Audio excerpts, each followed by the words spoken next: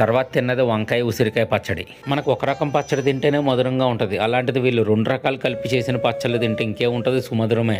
ఇంకా వీళ్ళ దగ్గర గోంగూరతో కలిపిన నాన్ వెజ్ పికిల్స్ ఉన్నాయండి. సూపర్ సూపర్ సూపర్గా ఉన్నాయి. అంతే గోంగూర ప్రాన్స్, గోంగూర మటన్, గోంగూర చికెన్, ఏదైనా సరే గోంగూర కాంబినేషన్లో తీసుకోండి.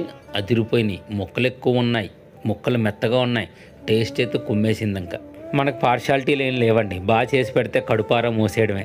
ఇంకా గోంగూర కాంబినేషన్తో ఉన్న నాన్ వెజ్ పికిల్స్ అన్నీ కూడా పికిల్స్లో లేవండి, నాన్ వెజ్ కర్రీస్లో ఉన్నాయి. అన్ని కారాలు తక్కువ ఉన్నాయి, కమ్మగా ఉన్నాయి, పిల్లలు కూడా ఇష్టంగా తినేటట్టు ఉన్నాయి. ఇంకా నార్మల్గా తినే చికెను, మటను, ప్రాన్స్, ఫిష్ అన్నీ కూడా చాలా డీసెంట్ టేస్ట్తో బాగున్నాయి. వీళ్ళు ప్రిజర్వేటివ్స్ వేయకుండా, ఉప్పు ఎక్కువ వాడకుండా పచ్చళ్ళు తయారు చేయడం మూలాన ఆఫ్టర్ ఓపెన్ చేసిన తర్వాత ఖచ్చితంగా ఫ్రిడ్జ్లో పెట్టుకోమని వీళ్ళే చిన్న కార్డు పికిల్స్తో పాటు పెట్టి పంపడం జరుగుతుందండి.